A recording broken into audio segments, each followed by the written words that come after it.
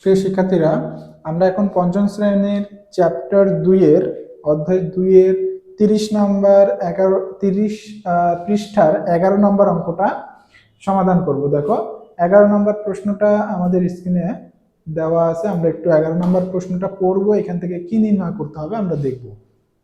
দেওয়া আছে, ফাতিহা, সুলতান ও আফরিন 3 ভাই বোন তাদের বাবার সঙ্গে মেলায় গিয়ে নাগরদোলায় চড়লো।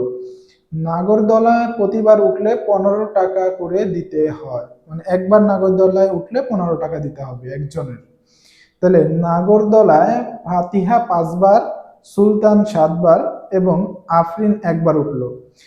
বাবা কাউন্টারে 500 টাকা দিলেন, তিনি কত টাকা ফেরত পাবেন? অর্থাৎ প্রতিবার চোরার হিসাবটা করা হবে। অর্থাৎ ফাতিহা কয়বার চড়ছে, না সুলতান কতবার চড়ছে, এরপর আফরিন কতবার চড়ছে নাগরদোলায়, সেটা হিসাব করে প্রতিবার একবার উঠলে 15 টাকা করে হিসাব করা হবে, করে বাকি টাকা ফেরত দেওয়া হবে বাবাকে। তাহলে আমরা আগে বের করব মোট 3 জন মিলে কতবার চড়ছে। একবার চড়ার মূল্য 15 টাকা, 3 জন মিলে মোট কতবার চড়ছে এটা বের করব।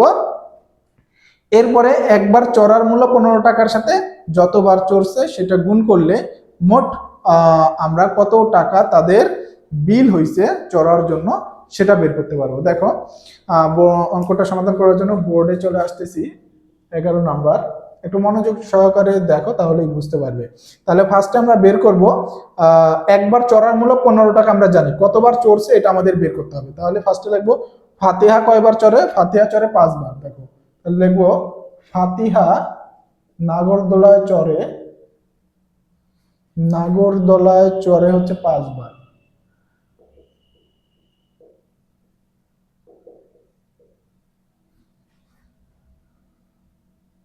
চড়ে 5 বার। আচ্ছা, ফাতিহা নাগরদোলায় উঠে কয়বার? 5 বার। তারপরে সুলতান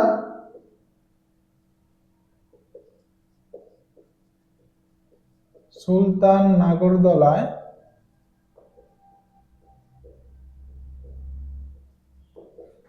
উঠে, সুলতান কয়বার উঠছে? দেখো 7 বার। আর আফরিন কয়বার উঠে? দেখো আফরিন নাগরদোলায় উঠে একবার। তাহলে 3 জনে মোট উঠে, 3 জনে মোট কতবার উঠে নাগরদোলায়? 3 জনে মোট নাগরদোলায় উঠে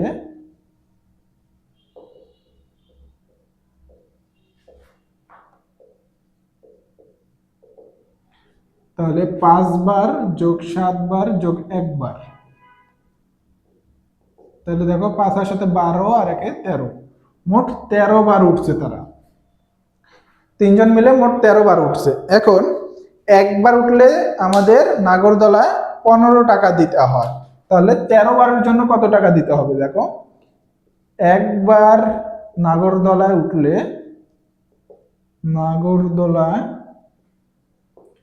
উঠলে দিতে হয় কত টাকা? 15 টাকা। তাহলে একবার উঠলে 15 টাকা দিতে হয়। তাহলে 13 বার নাগরদোলায় যদি উঠে তাহলে কত টাকা দিতে হবে? 13 বারের সাথে তাহলে গুণ হয়ে যাবে একবারের টাকার পরিমাণ। তাহলে 13 বার নাগরদোলায় উঠলে দিতে হবে, একবার উঠলে 15 টাকা, 13 বার উঠলে একবারের যেই টাকা 15 টাকা তার সাথে 13 গুণ করলে 13 বার উঠলে যে টাকা হবে সেটা পেয়ে যাবো। একবার উঠলে 15 টাকা দিতে হবে, তাহলে 13 বার উঠলে 15 টাকার সাথে 13 গুণ করতে হবে। তাহলে 15 গুণন 13 করলে আমরা কত পাচ্ছি? দেখো 3 5 15, 15 5, হাতে থাকে 1, 3 একে 3 আর হাতের 1 যোগ করলে 4। দ্বিতীয় লাইনে প্রথম ঘর 0, 5 একে 5, 1 একে 1, তাহলে 5, 4 আর 5 9 আর 1, 195 টাকা। তাহলে দেখো তারা 3 জনে যে মোট 13 বার উঠছে তার জন্য 195 টাকা দিতে হবে। আর বাবা দোকানে কত টাকা দিছে দেখো, কাউন্টারে বাবা কাউন্টারে 500 টাকা দিছে, তাহলে 195 টাকা রেখে কাউন্টার তাকে বাকি টাকা ফেরত দিবে।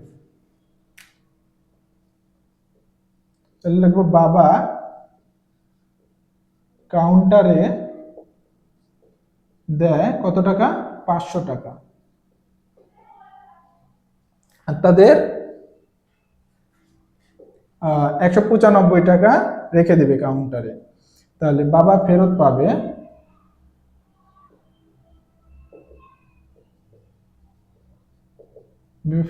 কত টাকা, 500 টাকা থেকে 195 টাকা নিয়ে নিবে, বাকি টাকা তাকে ফেরত দিয়ে দিবে, তাহলে 195 টাকা। তাহলে 500 থেকে 195 বিয়োগ করব, তাহলে 5 আছে উপরে যেহেতু শূন্য 10 ধরতে হবে, 5 আছে কত হলে 10 পাওয়া যায়, 5। উপরে যেহেতু 10 ধরে নিছি, তাহলে নিচের সংখ্যার সাথে আমাদের 1 যোগ করতে হবে, 9 এর সাথে 1 যোগ করলে 10 হবে, 10 উপরে শূন্য আছে উপরেও 10 ধরতে হবে, তাহলে 10 আছে কত হলে 10 পাবো, শূন্য। উপরে যেহেতু 10 ধরে নিছি, তাহলে নিচের সংখ্যার সাথে 1 যোগ করতে হবে, পরের সংখ্যার সাথে 1 যোগ করলে দেখো 1 এর সাথে 1 যোগ করলে 2 হবে, 2 আছে কত হলে 5 পাবো, 3। তাহলে 305 টাকা। তাহলে কাউন্টার থেকে বাবাকে কত টাকা, 305 টাকা ফেরত দিবে, উত্তর 305 টাকা।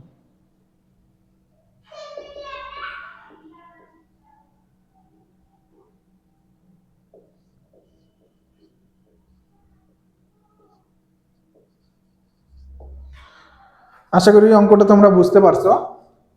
তোমরা অঙ্কটা একটু নোট করে রাখবে, বাসায় যখন তোমরা নিজেরা না দেখে এই অঙ্কটা প্র্যাকটিস করবে, তখন যদি তোমাদের কোথাও প্রবলেম হয় বা আটকে যাও অঙ্ক করতে গিয়ে, তাহলে এই নোট করা অঙ্কটা দেখে তোমরা বুঝে নিয়ে তারপরে সহজেই আবার প্র্যাকটিস করতে পারবে।